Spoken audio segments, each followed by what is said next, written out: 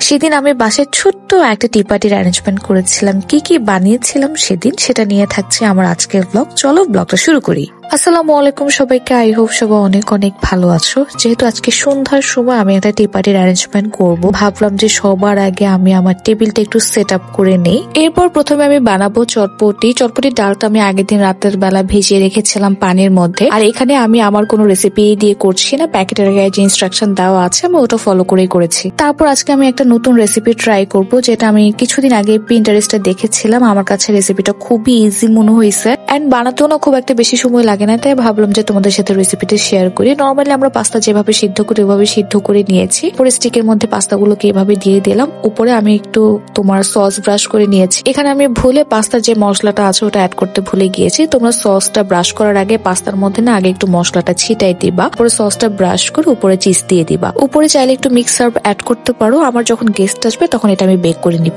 আমি যখন এই বাসায় কিছু পিজে সেট পড়ি তোমরা আমাকে সবসময় জিজ্ঞেস করো যে এটা আমি কই থেকে নিছি, কোন পেজ থেকে নিছি। আমি আজকে তোমাদেরকে সেই পেজ নেমটা বলে দিব। এন্ড তাদের পেজ থেকে কিন্তু আমি এবারও আরেকটা পিজে সেট নিয়েছি, কারণ এগুলো এত বেশি কমফোর্টেবল বাসায় পড়তে। ফ্যাব্রিকটা একদম মাখনের মতো সফট, পড়তে খুবই আরাম লাগে, একদম ঠান্ডা ঠান্ডা একটা ফিল হয়। প্রিন্টও খুব সুন্দর এন্ড বর্ডারের মধ্যে ব্ল্যাক কালারের কিছু পাইপিং দেওয়া আছে। এন্ড এই পিজে সেট গুলো তোমরা পেয়ে যাবে কোজিনেস লাক্সারিতে। এবার আমি তাদের পেজ থেকে ড্রপ শোল্ডারের একটা পোলো নিয়েছি। এটা আমার কাছে এত বেশি ভালো লেগেছে। এন্ড এই ড্রপ শোল্ডারের পোলো গুলো পরলে না অনেক বেশি স্মার্ট লাগে দেখতে। ব্ল্যাক কালার তো আমার অনেক পছন্দের। আমাকে সবসময় দেখবে আমি না বাসায় ব্ল্যাক কালারের টি শার্টটা বেশি পরি। এন্ড তোমরা কিন্তু তাদের পেজে এই ড্রপ শোল্ডারের পোলো গুলো এম থেকে 3XL সাইজ পর্যন্ত পেয়ে যাচ্ছ। ফ্যাব্রিক কোয়ালিটিও কিন্তু বেশ প্রিমিয়াম। আমি তাদের পেজ নেমটা আমার ক্যাপশনে দিয়ে দিব, তোমরা চেক করে নিও।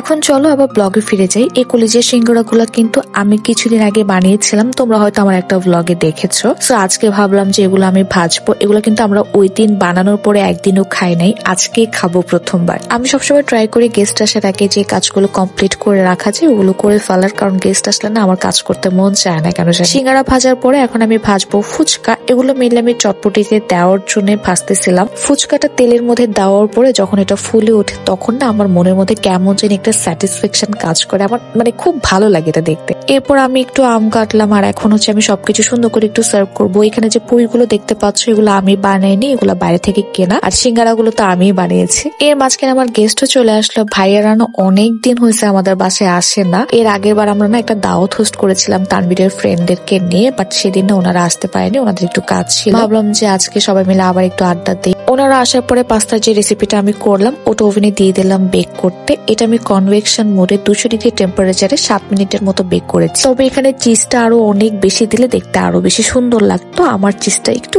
কম হয়ে গেছে। এখন আমার টেবিলে সবকিছু সার্ভ করার পালা। আমি সারাদিন যত কিছুই বানাই না কেন, যত কষ্টই করি না কেন, বাট সেগুলোকে যদি আমি সুন্দর করে টেবিলে সার্ভ করতে না পারি আমার মনের মধ্যে কেন জানি স্যাটিসফ্যাকশন আসে না। এন্ড আলহামদুলিল্লাহ আমার বাসায় যত গেস্টই আসুক না কেন সবাই না খুব কোঅপারেটিভ, মানে সবাই বুঝে যে আমি টেবিলে সার্ভ করার পরে সেটা একটু ভিডিও নিব, পিকচার্স নিব। সবাই খুব সুন্দর করে ওয়েট করে থাকে, এটার জন্য আমি খুবই ব্লেসড। যাই হোক আজকে আমি হয়তো অনেক বেশি আইটেম করতে পারিনি, আমি যেটুকু সময় পেয়েছি সেইটুকুর মধ্যে জাস্ট এতটুকুই আমি অ্যারেঞ্জমেন্ট করতে পেরেছি। এন্ড আমার বাসায় তো চা ছাড়া একদমই হয় না, সবকিছুর পরে চা তো লাগবেই। আর এটা যেহেতু একটা ছোটখাটো টি পার্টি ছিল সো চা তো ম্যান্ডেটরি লাগবে। আমার বাসায় কেউ আসলে না আমার মতো অনেক এক্সাইটমেন্ট কাজ করে। আমার মানে খাওয়াতে খুব ভালো লাগে, সবার সাথে আড্ডা দিতে ভালো লাগে। আমার বাসায় বোরিং হয়ে বসে থাকতে একদমই ভালো লাগে না।